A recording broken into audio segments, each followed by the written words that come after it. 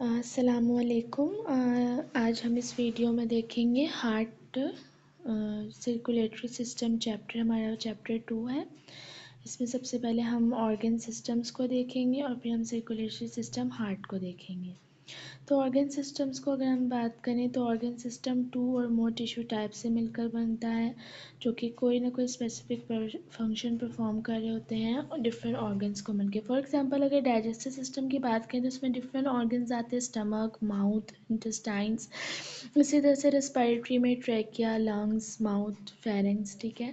Major organ systems अगर हम बात करें तो कार्डियोवास्कुलर सिस्टम है, जो कि heart, blood vessels and blood for circulation पे कंपोज है। देन रेस्पिरेटरी सिस्टम हमने देखा है, डाइजेस्टिव देखा है, नर्वस सिस्टम में ब्रेन, स्पाइनल कोड, नर्व्स होती हैं, मस्कुलर सिस्टम में मसल्स, मूवमेंट, सपोर्ट के लिए, skeletal system support and protection के लिए, बोन्स एंड जॉइंट्स होते हैं, एंडोक्राइन में हमारे पास डिफरेंट ग्लैंड्स होते हैं, थायराइड वगैरह, जो कि हार्मोन की रेगुलेशन करते हैं। सर्कुलेटरी सिस्टम हमारे पास कार्डियोवास्कुलर सिस्टम भी कहलाता है। इसमें हमारे पास नेटवर्क ऑफ ऑर्गन्स यानी कि हार्ट है और डिफरेंट ब्लड वेसल्स हैं, जैसे आर्टरीज, वेन्स एंड कैपिलरी, और काम इनका ये है कि ब्लड की सप्लाई करेंगे, हमारे खून में शामिल जितने भी न्यूट्रिएंट अज़्ज़ा हैं वो सेल्स को पहुंचाएं, ऑक्सीजन, और उसके अलावा जो सेल्स में से वेस्ट प्रोडक्ट निकल रहा है उसको कैरी करके थ्रू आउट द बॉडी, फिर हमारे पास जो है वो ब्लड में वेस्ट प्रोडक्ट शामिल हो जाएगा। Comprising the heart, blood vessels and blood, this system plays a crucial role in maintaining homeostasis, यानी कि हमारे इंटरनल इन्वायरमेंट को मेंटेन करने के लिए, होमोस्टेसिस को मेंटेन करने के लिए ब्लड सर्कुलेटरी सिस्टम बहुत इंपॉर्टेंट है। हार्ट की अगर हम बात करें तो हार्ट के बारे में जो मेजर बात याद रखने वाली वो ये कि ये it's a muscular organ and a control central group है। हमारे पास सेंट्रल पंप है सर्कुलेटरी सिस्टम का। अगर हार्ट की बात करें तो इसमें हमारे पास 4 चैम्बर्स हैं और अपर चैम्बर्स हैं और 2 लोअर चैम्बर्स हैं। अपर चैम्बर्स को हम एट्रिया कहते हैं, लोअर चैम्बर्स को हम वेंट्रिकल्स कहते हैं। Right atrium, right ventricle, upper lower, left atrium, left ventricle, upper lower. ये बात याद रखने वाली है कि जो हमारे पास राइट एट्रियम और राइट वेंट्रिकल है वो डीऑक्सीजनेटेड ब्लड कैरी करता है, यानी कि बॉडी से जो पूरी बॉडी से ऑक्सीजन देने के बाद जो ब्लड आ रहा होता है वो डीऑक्सीजनेटेड होता है, उसमें ऑक्सीजन नहीं होती है, कम होती है, वो राइट एट्रियम और राइट वेंट्रिकल में आता है। और इसी तरह से लंग्स से ऑक्सीजन लेने के बाद जो हार्ट के लेफ्ट एट्रियम और लेफ्ट वेंट्रिकल में ब्लड आता है वो ऑक्सीजनेटेड होता है। ब्लड वेसल्स की हम बात करें, हमारे पास 3 टाइप्स ऑफ ब्लड वेसल्स आती हैं, आर्टरीज, वेन्स एंड कैपिलरीज। अगर हम आर्टरीज की बात करें तो तमाम की तमाम आर्टरीज बॉडी में ऑक्सीजनेटेड ब्लड कैरी करती है, लेकिन हार्ट की पल्मोनरी आर्टरी जो है वो डीऑक्सीजनेटेड ब्लड कैरी करती है, क्योंकि उसने लंग्स के पास लेके जा रही होती है वो ब्लड ऑक्सीजन लेने के लिए। ठीक है। और हमारे पास जो लार्जेस्ट आर्टरी है वो आयोटा होती है। इसी तरह से वेन्स पूरी बॉडी में डीऑक्सीजनेटेड ब्लड कैरी करती हैं एक्सेप्ट द पल्मोनरी वेन, ठीक है, जो कि हार्ट में होती है। हार्ट की pulmonary vein oxygenated blood carry करती है क्योंकि वो लंग से ऑक्सीजनेटेड ब्लड हार्ट की तरफ लेके आ रही होती है। और हमारे पास जो वेन्स जो सबसे बड़ी है वो है superior and inferior vena cava, जो कि हार्ट में होती हैं, जो कि बॉडी से लेके आ रही होती हैं डीऑक्सीजनेटेड ब्लड। इसी तरह से कैपिलरीज जो है वो आर्टरीज और वेन के दरमियान में एक कनेक्शन है जो कि इन दोनों को कनेक्ट करती है, क्या, exchange of nutrients and waste products at the tissue level.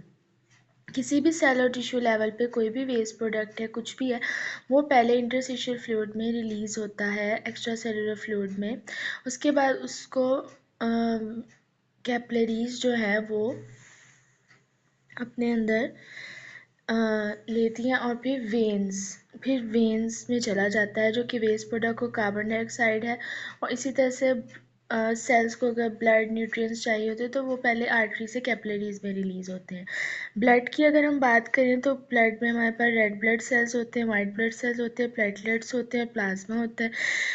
Red blood cells oxygen carry करते हैं, white blood cells immune defence, platelets blood clotting and plasma fluid medium के लिए होते हैं। सर्कुलेशन हमारे पास बहुत इंपॉर्टेंट है, सिस्टेमिक एंड पल्मोनरी सर्कुलेशन। अगर सिस्टेमिक सर्कुलेशन की हम बात करें तो सिस्टेमिक सर्कुलेशन में हमारे पास ऐसी सर्कुलेशन आएगी जिसमें हम बॉडी से सिस्टम और सिस्टम टू बॉडी डील करेंगे, यानी कि left side of the heart जो है वो पंप करता है हमारा oxygenated blood to the body through the aorta. Left side of the heart में लंग्स से ब्लड आ रहा होता है ऑक्सीजनेटेड, तो वो फिर बॉडी की तरफ ब्लड को पंप कर देता है, ठीक है। इसी तरह से सिस्टेमिक सर्कुलेशन में अगर हम देखें, जो बॉडी से रिटर्न होके हार्ट की तरफ ब्लड आ रहा होता है डीऑक्सीजनेटेड, वो वेन्स के ज़रिए आ रहा होता है सुपीरियर इंफीरियर वेना के बाद। पल्मोनरी सर्कुलेशन में हमने सिर्फ हार्ट और बात करनी है लंग्स की और लंग्स से हार्ट की। Right side of the heart जो है वो पंप करता है डीऑक्सीजनेटेड ब्लड लंग्स की तरफ ताकि वो उसको ऑक्सीजन दे सके, ठीक है। इसी तरह से लंग्स जो है वो क्या करता है, और ये जो लंग्स जो पल्मोनरी आर्टरी ने जो ब्लड दिया है उसके डीऑक्सीजनेटेड ब्लड लंग्स की तरफ, वो पल्मोनरी आर्टरी के थ्रू गया है from the right side of the heart ने जो पंप किया है। इसी तरीके से पल्मोनरी सर्कुलेशन में जो लंग्स से रिटर्न होके ब्लड आ रहा है पल्मोनरी वेन्स के थ्रू वो ऑक्सीजनेटेड ब्लड है, तो इसमें हम हार्ट टू लंग और लंग्स टू हार्ट डील कर रहे हैं। अगर हम रेगुलेशन की बात करें तो सर्कुलेटरी सिस्टम रेगुलेट होता है by the autonomic nervous system and hormones के ज़रिए से। ऑटोनॉमिक नर्वस सिस्टम हमारा एक ऐसा नर्वस सिस्टम है जो कि इनवॉलेंट्री हमारे कंट्रोल में नहीं है, जैसे कि हार्ट रेट, ठीक है, ब्रीथिंग रेट, ये सारी चीज़ें जो है वो हमारे पास हमारे कंट्रोल में नहीं है, ये ऑटोनॉमिक नर्वस सिस्टम में आती हैं, ठीक है। Hormones such as adrenaline can increase heart rate and blood pressure during stress or exercise. कुछ हार्मोन्स ऐसे जैसे एड्रीनालाइन है, ठीक है, वो हमारे पास ब्लड प्रेशर को इंक्रीज़ करते हैं और हार्ट रेट को इंक्रीज़ करते हैं जब हमारा स्ट्रेस या एक्सरसाइज होता है। तो ये सारी चीज़ें ऑटोनॉमिक नर्वस सिस्टम में आती है, यानी कि इनवॉलेंट्री कंट्रोल हमारे कंट्रोल में नहीं है। होमियोस्टेसिस क्या है? होमियोस्टेसिस हमारे पास एक ऐसा सर्कुलेटरी सिस्टम में कंट्रीब्यूशन देता है जो हमारी बॉडी के इंटरनल इन्वायरमेंट को मेंटेन करता है।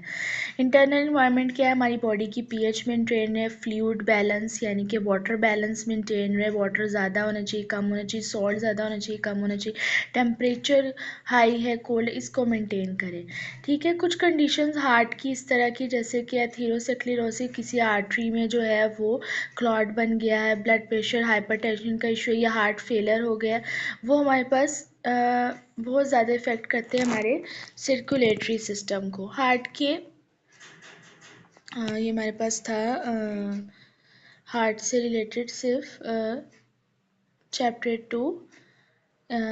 अगर हम इसकी फिजियोलॉजी भी देखें फर्दर, तो हार्ट की फिजियोलॉजी में हमने देखना है कि कौन कौन से फेजेस होते हैं।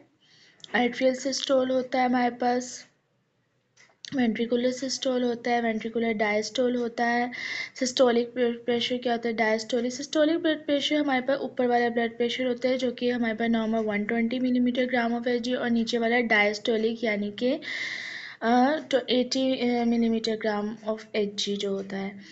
अच्छा, एट्रियल सिस्टोल क्या होता है? जैसे कि हमें पता है कि हार्ट के 4 चैम्बर्स होते हैं। अगर हम वैल्व्स की बात करें तो राइट एट्रियम और राइट वेंट्रिकल के दरमियान में हमारे पास जो वैल्व होता है वो होता है ट्राइकस्पिड वैल्व, ठीक है। इसी तरह से बाइकस्पिड वैल्व हमारे पास लेफ्ट एट्रियम और लेफ्ट वेंट्रिकल के दरमियान में होता है।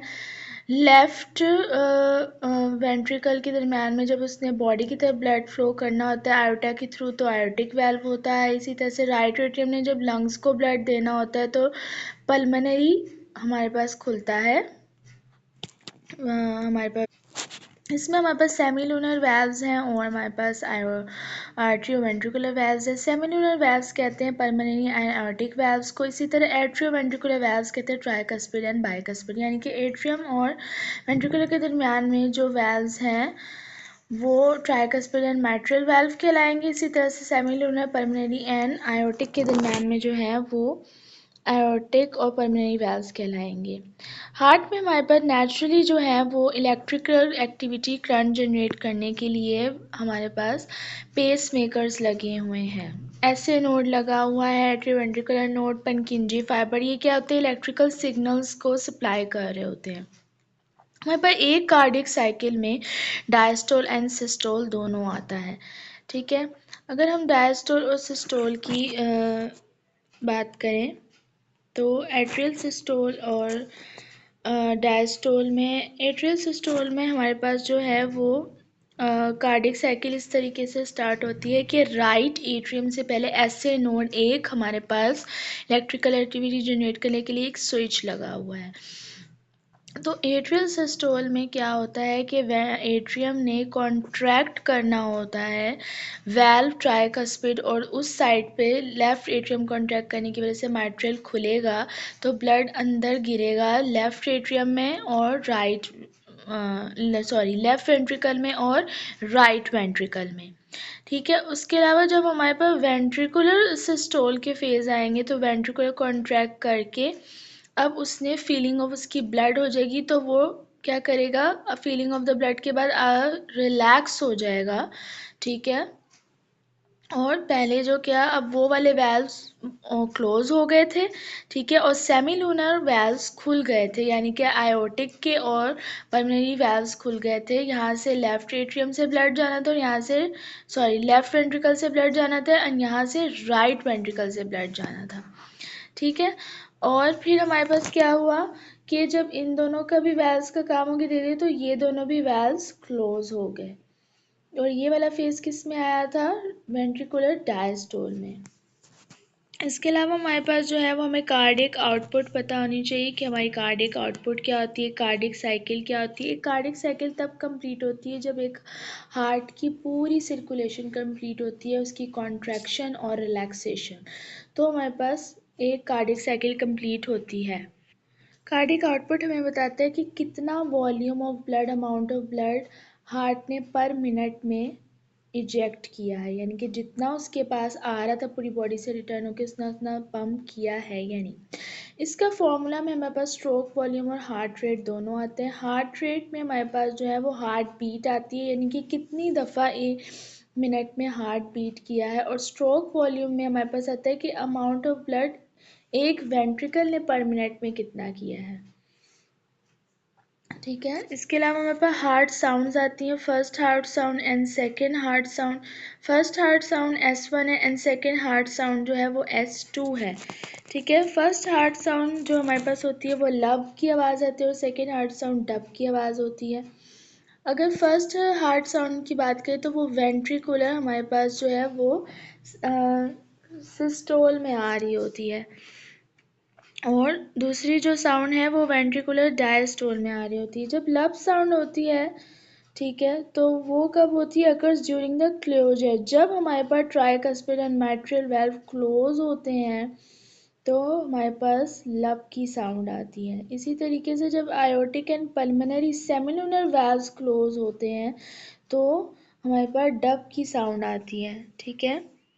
और थर्ड हार्ट साउंड S3 की अगर हम बात करें, occurs during the early diastole after S2, ठीक है, associated with the rapid feeling of the ventricle, particular in condition like heart failure वगैरह में S3 साउंड्स भी आती हैं, ठीक है। और किसी किसी में फोर हार्ट साउंड S4 भी साउंड्स आती हैं।